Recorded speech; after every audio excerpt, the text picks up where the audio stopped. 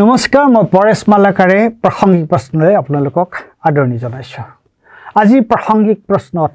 আমি ডোনাল্ড ট্ৰাম্পৰ এই যে ডোনাল্ড ট্ৰাম্প দ্বিতীয়বাৰলৈ আমেৰিকাৰ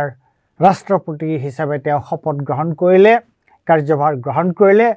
20 তাৰিখে 20 জানুৱাৰীৰ দিনা। আৰু তাৰ পিছত কিবোৰ ঘটনা ঘটিছে বা ডোনাল্ড ট্ৰাম্পৰ যেটো ইনগ্ৰেশন অৰ্থাৎ তেওঁৰ যেটো শপত গ্ৰহণ অনুষ্ঠান, সেই শপত গ্ৰহণ অনুষ্ঠানেনো আসলতে আমাৰ তাৰ পৰানো আমি কি দেখিছো, তাতনো আমি কি দেখিছো, সেইটো অত্যন্ত গুৰুত্বপূৰ্ণ। তাৰ ব্যাখ্যা বিশ্লেষণ কি হ'ব পাৰে এইবোৰ আমি অকমান ভাবি চিন্তি চোৱা দৰকাৰ বুলি মই ভাবিছো। প্ৰথমতে আপোনালোকে এই নাচটো চাই লওক। Thank you for making it happen. Thank you.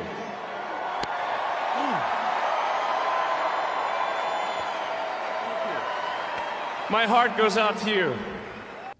দেখিলে জানেনে কোন এইজন, কোন ব্যক্তি এইজন? এওঁ হৈছে এলন মাস্ক। আৰু এলন মাস্ক কোন? তেওঁ টেসলা, স্পেসএক্স আৰু টুইটাৰ এই তিনিটা প্ৰধানতঃ এই তিনিটা কোম্পানী আৰু অনেক কোম্পানীৰ তেওঁ টেসলা যেটো হেতু হৈছে গাড়ী নিৰ্মাণ কৰে, আৰু লাক্সাৰি কাৰ ডাঙৰ ডাঙৰ কোটি টকীয়া। স্পেস এক্স মানে হৈছে স্পেচলৈ যোৱা, আমেৰিকাৰ যে নাসাই তালৈ যোৱা বিভিন্ন ধৰণৰ তাৰ যেটো এটা কোম্পানী আছে, তাৰ যন্ত্ৰপাতি গোটেই এইবিলাক যোগাৰ ধৰা। তাৰ পিছত টুইটাৰ কথাটো জানেই, এক্স আগতে টুইটাৰ বুলি কোৱা হৈছিল। তে এলন মাস্কে এই যেটো নৃত্য আপোনালোকে এলন মাস্কৰ দেখা পালে, আৰু এলন মাস্কে যে আপোনালোকক কেনেকুৱা হাতৰ ইংগিত দি কি ধৰণে কি উৎফুল্লিত হৈ কিয় ইমান উৎফুল্লিত হৈ এলন মাস্কে ডোনাল্ড ট্ৰাম্পৰ যেটো ইনগ্ৰেশন শপত গ্ৰহণ অনুষ্ঠানত কিয় ইমান উৎফুল্লিত হৈ পৰিছে, ক'ব নোৱাৰা হৈ গৈছে, কেনেকৈ উদ্বেলিত হৈ পৰিছে। তাৰ কাৰণ হৈছে এলন মাস্কে কৈছে যে ডোনাল্ড ট্ৰাম্প এবাৰ তেওঁৰ কাৰণে জিকিছে, আৰু কথাটো একেবাৰে মিছা নহয়। কিয়নো ডোনাল্ড ট্ৰাম্পৰ যেটো নিৰ্বাচনী যি খৰচ, এই যেটো কেম্পেইন নিৰ্বাচনৰ যেটো প্ৰচাৰ, এই নিৰ্বাচনী প্ৰচাৰত এলন মাস্কৰ এটা অত্যন্ত গুৰুত্বপূৰ্ণ ভূমিকা আছিল। এই গুৰুত্বপূৰ্ণ ভূমিকাটো কি, কেনেকৈ যে তেওঁ প্ৰায় 118 কোটি ভাৰতীয় মূল্যত 118 কোটি টকা ডোনাল্ড ট্ৰাম্পৰ নিৰ্বাচনী পুঁজিলৈ তেওঁ বৰঙণি দিছে। আৰু গুৰুত্বপূৰ্ণ কথা এটা কৈছে কি, যে তেওঁ যিকেইখন নিৰ্বাচন, যিকেইখন state America United states of America মানে বিভিন্ন ৰাজ্যৰ সমষ্টি, তাৰ যিবোৰ ৰাজ্যত ভোটৰ অলপ ইফাল সিফাল হ'লে যিবিলাকে মানে নিৰ্ণায়ক ভূমিকা ল'ব ট্ৰাম্পৰ নিৰ্বাচন জিকাত বা ট্ৰাম্পে নিৰ্বাচন জিকাত বা হাৰাত, তাতে ট্ৰাম্পৰ নিৰ্বাচনী প্ৰচাৰটো ত্বৰান্বিত কৰিবৰ কাৰণে, ট্ৰাম্পৰ ফালে ভোটাৰবিলাকক টানিবৰ কাৰণে কি কৰিছে, তেওঁ কৈছে যে যিবিলাক ৰেজিষ্টাৰ্ড ভোটাৰ আছে, বৈধ যিবোৰ ভোটাৰ আছে, তাৰ সেই ৰাজ্যবিলাকৰ কোনোবা এখনত এজন ভোটাৰক দুটা কাম যদি কৰে, তেওঁলোকক এখন পেটিশ্যন দিব। কি পেটিশ্যন দিব নেকি? এটা হৈছে আমেৰিকাৰ ফাৰ্ষ্ট এমেণ্ডমেণ্টটো কি, তাৰ ব্যক্তি স্বাধীনতা, ফ্ৰীডম অফ স্পীচ। আৰু ছেকেণ্ড এমেণ্ডমেণ্টটো কি? ছেকেণ্ড এমেণ্ডমেণ্টটো হৈছে যে অস্ত্ৰ শস্ত্ৰ লগত ৰাখিব পৰা যেটো অধিকাৰ। এই দুটা অধিকাৰৰ পক্ষে এলন মাস্কে কৈছে যে এটা ৰেজিষ্টাৰ্ড ভোটাৰে যদি এখন পেটিশ্যনত চহী কৰে, তেনেহ'লে তাৰে ৰেণ্ডমলি প্ৰত্যেকখন ষ্টেটত এদিনত এজন মানুহক $1 million অৰ্থাৎ প্ৰায় 86 লাখ টকা উপহাৰ হিচাপে দিব এটা ভাবি চাওক যে সেইকেইখন ষ্টেট হৈছে গুৰুত্বপূৰ্ণ ষ্টেট সেইকেইখনেই ঠিক কৰিব নিৰ্বাচন কোনফালে যাব ইফালে যাব নে সিফালে ট্ৰাম্প জয়ী হ'বনে আৰু তাত দেখো যে এই পেটিশ্যনবিলাক যদি তোমালোকে সহি কৰা তেতিয়াহ'লে তোমালোকৰ তাৰে ৰেণ্ডমলি কাক দিয়ে ঠিক নাই লটাৰীৰ দৰে এজনক 86 লাখ টকা পাব সেই ষ্টেটবিলাকত তো মানুহে কি কৰিব স্বাভাৱিকতে মানুহেতো সবেই সেই পেটিশ্যন সহি কৰিব আৰু যিবোৰ মানুহে সেই পেটিশ্যন সহি কৰিব এইবোৰ কাক ভোট দিব ডেফিনেটলি ৰিপাব্লিকান পাৰ্টিৰ পক্ষে দিব ট্ৰাম্পৰ পক্ষে দিব ভোট নহয় জানো গতিকে তিনিটা কথা গুৰুত্বপূৰ্ণ প্ৰথম কথাটো হৈছে যে এলেন মাস্ক এতিয়া বিশ্বৰ আটাইতকৈ ধনী মানুহবিলাকৰ ভিতৰত এজন বোধ হয় তেওঁৱে আটাইতকৈ ধনী আমেৰিকাৰ ধনী মানুহ আৰু তেওঁৰ ইণ্টাৰেষ্টটো কি তেওঁৰ ইণ্টাৰেষ্ট হৈছে ব্যৱসায় কি আছে টুইটাৰ কেনেকৈ পাব্লিক অপিনিয়ন মোল্ড কৰে এটা টুইটাৰ এটা হৈছে গাড়ী নিৰ্মাণ কৰে আৰু এটা হৈছে স্পেচ ক্ৰাফ্ট আৰু বাকীবিলাকো আছে গতিকে এই মানুহজনে আমেৰিকাত এই অস্ত্ৰ লগত লৈ ফুৰাৰ কাৰণে অস্ত্ৰ যাৰে তাৰে অস্ত্ৰৰ লগততো আমাৰ ইয়াতে কোনোবা এজন মানুহে যদি বন্দুক এটা লগত ল'ব লাগে তাৰ লাইচেঞ্চ ল'ব লাগিব আমেৰিকাত সেইটো নাই গতিকে তেওঁৰ কথাটো হৈছে যে লাইচেঞ্চ নোহোৱাকৈ অস্ত্ৰ যাতে লগত ৰাখিব পাৰে আৰু অন্য কথাটো দেখাত বৰ ধুনীয়া বাক স্বাধীনতা ফ্ৰীডম অফ স্পীচ কিন্তু এলেন মাস্কে কিয় ফ্ৰীডম অফ স্পীচৰ কথা কৈছে এলেন মাস্কৰ প্লেটফৰ্মটো কি এটা হৈছে এক্স টুইটাৰত এলেন মাস্কৰ কথাটো হৈছে যে টুইটাৰে কি কৰে বহু সময়ত ভেৰিফাই নকৰা সঁচা মিছা নোচোৱাকৈও বস্তু উলিয়াই দিব পাৰে তে সঁচা মিছা যাৰে যি মন যায় তাকে যদি অপপ্ৰচাৰ কৰা উত্তেজনা প্ৰচাৰ কৰা তেনেকুৱা ধৰণৰ বস্তু যদি তাত দিয়ে তাত যদি ট্ৰুথ ভেৰিফিকেশ্যনটো নহয় ফেকচুৱেল ভেৰিফিকেশ্যনটো নোহোৱাকৈ যদি তাত যিকোনো বস্তু দিয়ে সেইটোতো সাংঘাতিক ধৰণে ব্যৱসায় হ'ব পাৰে অন্যান্য পলিটিকেল মটিভেশ্যন হ'ব পাৰে এইবোৰ কথা হ'ব পাৰে গতিকে এতিয়া মূল কথাটো হৈছে যে এলেন মাস্ক এটা ধনী মানুহ তেওঁ আমেৰিকাৰ প্ৰেছিডেণ্টক ইলেকশ্যনত 118 কোটি টকা তেওঁ ডোনেশ্যন দিছে আৰু কৈছে যে এই ডোনাল্ড ট্ৰাম্পৰ নিৰ্বাচনত তেওঁ নহ'লে ডোনাল্ড ট্ৰাম্পে নিৰ্বাচন জিকিব আৰু ডোনাল্ড ট্ৰাম্পেও সেই কথাটো মানি লৈছে মনত আছে আপোনালোকৰ যেতিয়া নিৰ্বাচনী ৰিজাল্ট ওলাইছিল সেইদিনা ডোনাল্ড ট্ৰাম্পে এলেন মাস্কক কেনেকুৱা ধৰণে প্ৰেইজ কৰিছিল আৰু গতিকে ট্ৰাম্প হৈছে ফাৰ ৰাইটিষ্ট একেবাৰে সোঁপন্থী ৰিপাব্লিকান পাৰ্টিৰ তেওঁ নিজে হৈছে এজন ব্যৱসায়ী গতিকে এতিয়া গণতন্ত্ৰত তাৰমানে গণতন্ত্ৰত আচলতে কেনেকৈ মানুহৰ মতামত হয় নিৰ্বাচনত গৈ পেলাই ভোটটো মেনিপুলেট কৰি পেলাই কিবা কৰা নাই কিন্তু তাৰ আগতে মানুহক নিৰ্বাচনী প্ৰচাৰটো কেনেকুৱাকৈ মেনিপুলেট কৰা হৈছে তাক কেনেকৈ বিপথে পৰিচালনা কৰা হৈছে তাৰ এটা উজ্জ্বল এটা খুব ডাঙৰ উদাহৰণ হৈছে এইবাৰ আমেৰিকাৰ যিটো নিৰ্বাচন আৰু সেই আমেৰিকাৰ নিৰ্বাচনত এলেন মাস্কে তেওঁ লোৱা যিটো ভূমিকা আৰু সেইটোৱে নহয় তাত আৰু কোন মানুহ আছিল এই ডোনাল্ড ট্ৰাম্পৰ অলমষ্ট ডোনাল্ড ট্ৰাম্পৰ ঠিক পিছতে বা একেবাৰে ইফাল সিফালকৈ কোন আছিল তাত আছিল মেটা মানে ফেচবুক আৰু অন্যান্য ৰিলেটেড বস্তু তাৰ মেইন মানুহজন কোন মাৰ্ক জুগাৰবাৰ্গ এই দেখিবলৈ ধুনীয়া ডেকা মানুহজন তাৰপিছত আনজন কোন আছিল আমাজনৰ যিজন মূল মানুহজন জেফ বিজছ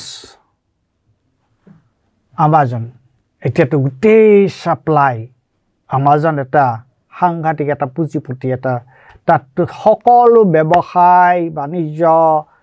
ঠাহি মুহি কিতাপৰ দোকানেই নোহোৱা হৈ গ'ল আমাজনৰ কাৰণে আৰু সব সাপ্লাই দিয়ে সৰু সৰু দোকানবিলাকৰ কেনেকুৱা অৱস্থা কৰিছে কেনেকুৱা ধৰণৰ মনোপলি একচতিয়া হৈ গৈছে আমাজনৰ গতিকে আমাজনৰ মূল যিজন মানুহ বেজছ জেফ বেজছ তাতে এই প্ৰেসিডেন্টৰ যিদিনা ইনগুৰেশ্যন হৈছে শপত গ্ৰহণ অনুষ্ঠান তেওঁ আছে আৰু কোন আছে সুন্দৰ পিচাই সুন্দৰ পিচাই কি গুগল এটা কথা মনত ৰাখিব যে এতিয়া যিটো ব্যৱসায় এতিয়া যিটো বিজনেছ এতিয়া গোটেই ব্যৱসায়টো গোটেই বাণিজ্যটোৰ লগত এই ইনফৰমেশ্যন টেকনলজি সাংঘাতিক তথ্য প্ৰযুক্তিৰ সাংঘাতিক ধৰণৰ সম্পৰ্ক আছে আৰু অকল ব্যৱসায় নহয় ব্যৱসায়ৰ লগত মানুহৰ তাৰ মানে যিটো মানসিকভাৱে মানুহৰ মনৰ ওপৰত তাৰ এটা প্ৰভাৱ মানে মানুহৰ যিটো অপিনিয়ন মানুহৰ অপিনিয়নটো মানুহৰ মতামতটো পৰিৱৰ্তন কৰি দিয়াত এই বিশেষকৈ গুগল ফেসবুক টুইটাৰ এওঁলোকৰ বেলেগ ধৰণৰ ভূমিকা আছে কাৰণ তেওঁলোকে এনেকুৱাকে পাব্লিক অপিনিয়নটো জনসাধাৰণৰ মতামত এনেকুৱাকে তেওঁলোকে এনেকুৱা এটা লাইনত লৈ যাব যিটো লাইনত লৈ গৈ তেওঁলোকে একজন এটা ক্যান্ডিডেটক তেওঁলোকে এটা পাৰ্টিক জিকাব পাৰে আৰু এটা পাৰ্টিক হৰুৱাব পাৰে আমাৰ হ'ব লাগে কি যে এটা নিৰ্বাচনত সঠিক তথ্য ভোটাৰৰ আগত ৰাখিব লাগে আৰু ভোটাৰে কাৰো দ্বাৰা পৰিচালিত নোহাকে কোনো ধৰণৰ বিপথে পৰিচালিত নোহাকে নিজৰ যি চিন্তা নিজৰ যিটো মতামত হেতু সুস্থিৰভাৱে সিদ্ধান্ত এটা লৈ ভোট দিব লাগে কিন্তু ভোটাৰৰ আগত ভোটাৰক যদি এনেকুৱাকৈ মেসমেৰাইজ কৰি পেলোৱা হয় তেওঁলোকক যদি এনেকুৱাকৈ তেওঁলোকৰ যিটো মতামত হেতু এনেকৈ যদি প্ৰভাৱিত কৰা হয় মাছ মিডিয়াৰ যোগেদি গতিকে টুইটাৰ ফেসবুক এইবোৰৰ যোগেদি তেতিয়াহ'লে ভোটাৰৰ নিজৰ মতামতটো তেওঁলোকে নোহাই হৈ যায় গতিকে ইনফ্লুৱেঞ্চ কৰিছে তেনেকুৱাকৈ আৰু সেইকাৰণে আৰু ট্ৰাম্প নিজে হৈছে এজন ব্যৱসায়ী তাৰ গোটেই নিৰ্বাচনী কাৰবাৰটো ব্যৱসায়ীয়ে কেনেকুৱাকৈ এইকেইজন আটাইতকৈ ধনী মানুহবিলাক কেনেকুৱাকৈ সহায় কৰিছে আৰু সেইকাৰণে শপত গ্ৰহণ অনুষ্ঠানটো তেওঁলোকে একেবাৰে আগশাৰীত তেওঁলোকে স্থান পাইছে এতিয়া ট্ৰাম্পে শাসনভাৰ গ্ৰহণ কৰিয়ে কি কৰিছে ট্ৰাম্পে কিছুমান এক্সিকিউটিভ অৰ্ডাৰ কিমানটা 33টা এক্সিকিউটিভ অৰ্ডাৰ মানে কাৰ্যকৰী নিৰ্দেশনা মানে সেইটোৰ কাৰণে কংগ্ৰেছত যাব নালাগে আমাৰ ইয়াত যেনেকুৱাকৈ পাৰ্লামেণ্টত নোযোৱাকৈ প্ৰাইম মিনিষ্টাৰে কেতিয়াবা এইবোৰ অৰ্ডিনেন্স দি দিব পাৰে জাৰি কৰিব পাৰে ঠিক তেনেকৈ আমেৰিকাত এটোক এক্সিকিউটিভ অৰ্ডাৰ বুলি কয় এক্সিকিউটিভ অৰ্ডাৰ আছে কিমানটা 33টা আৰু এই এক্সিকিউটিভ অৰ্ডাৰবিলাকৰ ভিতৰত কেইটামান মই জাষ্ট গোটেইবোৰ তোমাৰ ইয়াত ব্যাখ্যা কৰাৰ সময় নহ'ব গতিকে আৰু তাৰ আটাইবোৰ কথা আমি ভালকৈ ধৰিবও পৰা নাই বুজিও পোৱা নাই লাহে লাহে কথাবোৰ ধৰিব পাৰিছোঁ বুজি পাইছোঁ গতিকে কেইটামান গুৰুত্বপূৰ্ণ আছে এটা কি এটা সকলোৱে হুলস্থুল লাগিছে একেবাৰে এইটোক লৈ পেলাইতো ভাৰতবৰ্ষতো বেলেগ ধৰণৰ প্ৰতিক্ৰিয়া হৈছে যে আমেৰিকাৰ এটা কনষ্টিটিউশ্যনত আমেৰিকাৰ সংবিধানত এটা কথা আছিল যে যদিহে মাক বাপেক যদি আমেৰিকাৰ বাসিন্দা নহয় অথচ তেওঁলোকৰ ল'ৰা ছোৱালী যদি আমেৰিকাত জন্মগ্ৰহণ কৰে তেতিয়াহ'লে তেওঁলোকে আমেৰিকাত জন্মগ্ৰহণ কৰা চৰ্তটোতে তেওঁলোকে তাৰ আমেৰিকাৰ নাগৰিক হ'ব পাৰে ডোনাল্ড ট্ৰাম্পে কৈছে না এইটো হ'ব নোৱাৰিব কাৰণ বহুত মানুহ আমেৰিকালৈ প্ৰব্ৰজন হৈ আহি পেলাই তেওঁলোকে কেৱল ইয়াত ল'ৰা ছোৱালী জন্ম দিবৰ কাৰণে আহে যাতে তাহাঁতে তাত নাগৰিকত্বটো পাই যায় আৰু নাগৰিকত্বটো পালেতো আৰু তাত হৈয়ে গ'ল তাৰপিছত তেওঁলোকে তাৰ স্থায়ী বাসিন্দা হয় তেওঁলোকে সুবিধা গোটেইখিনি পায় গতিকে এইটো হ'ব নোৱাৰিব গতিকে সেইটো কৈছে যে সেইটো বাতিল কৰিব আৰু তাৰ ভাৰতবৰ্ষৰ কৈছে ভাৰতবৰ্ষৰ তেনেকুৱা মানুহ প্ৰায় 18,000 আছে 18,000 মানুহ তাৰ দ্বাৰা ক্ষতিগ্ৰস্ত তাৰপিছত কি হৈছে পেৰিছ চুক্তিটো আছিল আমি সকলোৱে জানো যে এতিয়া সমগ্ৰ বিশ্বতে যিটো জলবায়ু পৰিৱৰ্তন হৈছে আৰু জলবায়ু পৰিৱৰ্তনত আটাইতকৈ কোনবোৰ মানুহে কোনবোৰ দেশে জলবায়ু পৰিৱৰ্তনৰ কাৰণে জগৰীয়া কোনবোৰ দেশ যিবোৰ উন্নত দেশ পৃথিৱীৰ যিবোৰ উন্নত দেশ এই দুকালি দিয়ে পৰহি এটা মই এটোক লৈ পেলাই সন্দীপন তালুকদাৰ লগত কৰিছিলোঁ যিবিলাক গ্লোবেল নৰ্থ বুলি কয় বিশ্বৰ যিবিলাক নৰ্থৰ ফালে থকা উত্তৰৰ ফালে থকা যিবোৰ ৰাজ্য সেইবোৰ হৈছে ধনী ইউৰোপ আমেৰিকা পশ্চিমৰ যিবোৰ ৰাষ্ট্ৰ তেওঁলোকে মূলতঃ দায়ী এই গ্লোবেল যিটো ৱাৰ্মিং হৈছে তেওঁলোকৰ এই কাৰ্বন ফুটপ্ৰিণ্টটো আটাইতকৈ বেছি আৰু এতিয়া আৰু কাৰ্বন ফুটপ্ৰিণ্টটো বেছি হৈ গ'লে কি হয় জলবায়ু পৰিমাণটো যদি বাঢ়ি যাব যদি যিটো ইণ্ডাষ্ট্ৰিয়েল যুগত যিটো জলবায়ু আছিল সেই তাতকৈ যদি বাঢ়ি যায় 2 সেণ্টিগ্ৰেড বাঢ়ি যায় 2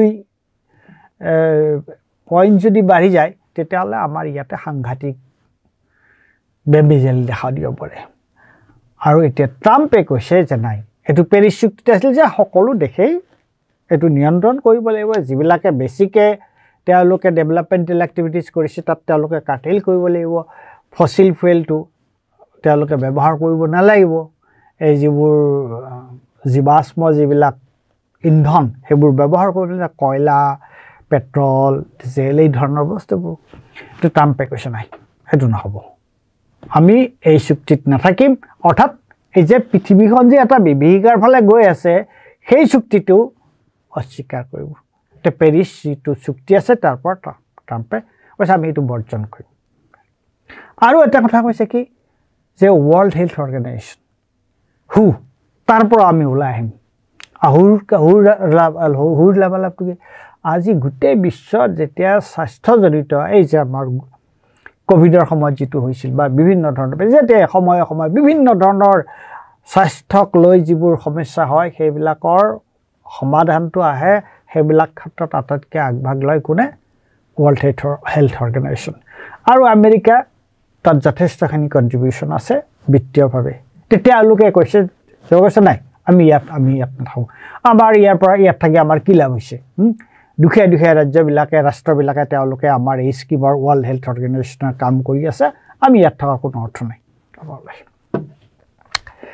তাৰপিছত আৰু এটা সেইটো হৈছে যে এটা আপোনালোকে সকলোৱে গম পায় যে পেলেষ্টাইন ইজৰাইল আৰু পেলেষ্টাইনৰ মাজত যিখন বিশেষকৈ ইজৰাইলে যে পেলেষ্টাইন দখল কৰিছে আৰু দিন ৰাত মানুহৰ ওপৰত কেনেকুৱা ধৰণৰ অত্যাচাৰ কৰিছিলে হয় এতিয়া ট্ৰাম্প অহাৰ আগে পেলেষ্টাইন আৰু ইজৰাইলৰ মাজত যুদ্ধবিৰতি চুক্তি এখন হ'ল কিন্তু এই যুদ্ধবিৰতি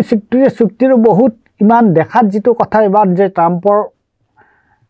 মধ্যস্থতাতে হ'ল বা ট্ৰাম্পে ৱাৰ্ণিং দিয়াৰ কাৰণে হ'ল কথাটো তেনেকুৱাও নহয় কিন্তু বাইডেন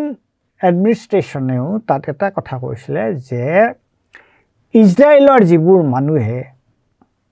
ৱেষ্ট বেংক অৰ্থাৎ জৰ্ডন নদীৰ পশ্চিমৰ ফালে যিবোৰ অঞ্চলত ইজৰাইলৰ মানুহবিলাকে গৈ তাত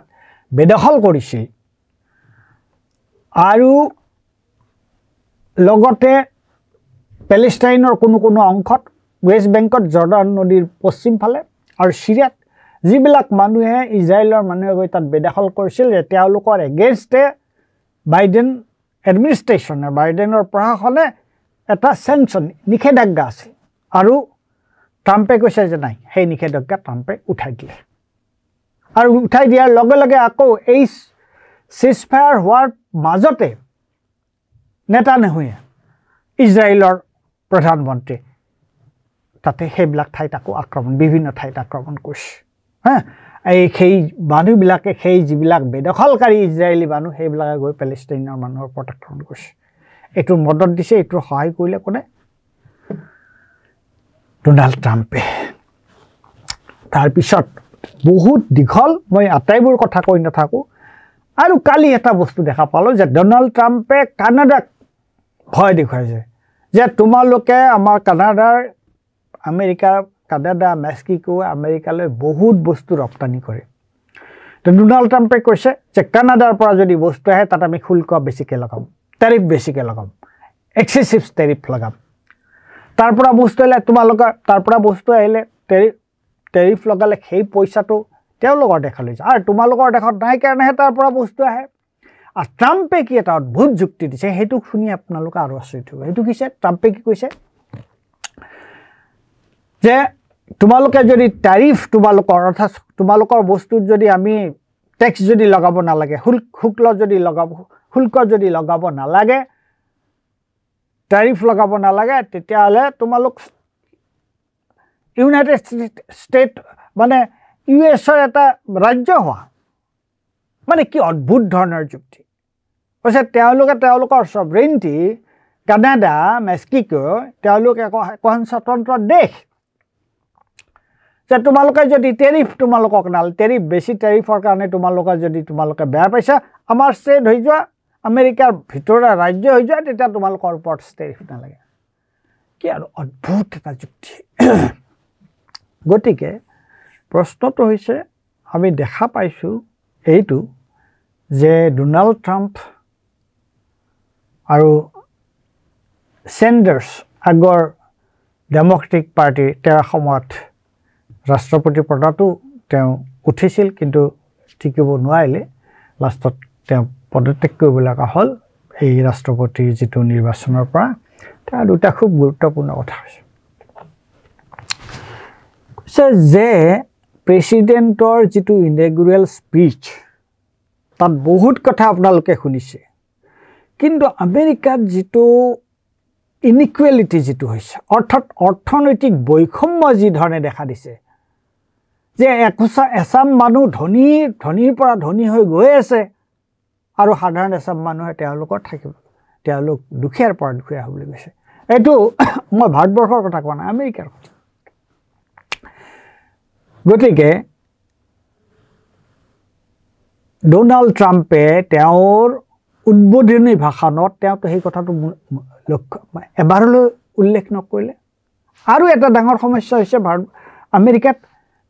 মানুহৰ ঘৰ নাই থাকিবলৈ ঘৰ নাই অলপতে আমেৰিকাৰ পৰা অহা বন্ধু এজনে মোক কৈছে যে লছ এঞ্জেলছৰ দৰে চহৰত মানুহে টেণ্টত থাকিব লগা হয় গতিকে আমেৰিকাৰ আমাৰটো খাবলৈ নাপালেও মানুহৰ এটলিষ্ট দুখন ছাল আছে তাতো বাৰু আমাৰ ইয়াতো উচ্ছেদ কৰা হয় তাত মানুহৰ ছালে নাই টেণ্টত থাকিব লগা হৈছে গতিকে এই যে লাখ লাখ মানুহৰ যে ঘৰ নাই এটা বুজন পৰিমাণৰ মানুহৰ যে ঘৰ নাই মই ভুলকৈ তথ্যটো ক'ব নিবিচাৰোঁ পাৰ্চেণ্টেজটো 36% আছিল নেকি আছে তে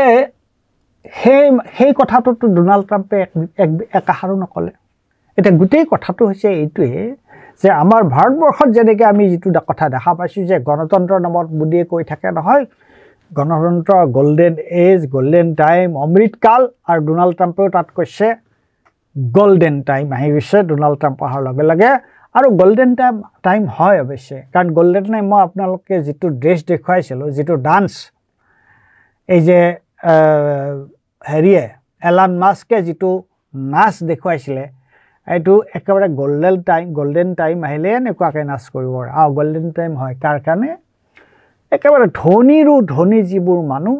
তেওঁলোকৰ কাৰণে এতিয়া এই ডোনাল্ড ট্ৰাম্পৰ যিটো প্ৰেচিডেঞ্চি ৰাষ্ট্ৰপতি হিচাপে ডোনাল্ড ট্ৰাম্পে যে এই আকৌ দ্বিতীয়বাৰলৈ শাসনভাৰ গ্ৰহণ কৰিছে এইটো সঁচাকৈ যিবোৰ ধনী যিটো শ্ৰেণী আছে তেওঁলোকৰ কাৰণেতো খুব ভাল কিন্তু যিবোৰ দুখীয়া মানুহ আমেৰিকাত থকা আৰু এই যে থাৰ্ড ৱৰ্ল্ড কাণ্ট্ৰিজবিলাকত এই যে দুখীয়া দেশবোৰ আছে এই দেশবোৰৰ কাৰণে কিন্তু এই ডোনাল্ড ট্ৰাম্পৰ প্ৰেচিডেঞ্চি তেওঁ যে ৰাষ্ট্ৰপতি হিচাপে দ্বিতীয়বাৰলৈ আমেৰিকাত শাসনভাৰ গ্ৰহণ কৰিছে তাৰ ফলাফল কিন্তু অসম্ভৱ বেয়া হ'ব বিশেষকৈ আমেৰিকাৰ সাধাৰণ ৰাইজৰ কাৰণে আৰু বিশ্ববাসীৰ কাৰণে বিশ্বৰ যিবোৰ দুখীয়া দেশ আছে যিবোৰ উন্নয়নশীল দেশ আছে তাৰ কাৰণে কিন্তু এইটো এটা এই 4 বছৰ যে তেওঁ ক্ষমতাত থাকিব এটা ভয়াৱহ সময় বুলিয়ে মই ক'ম ধন্যবাদ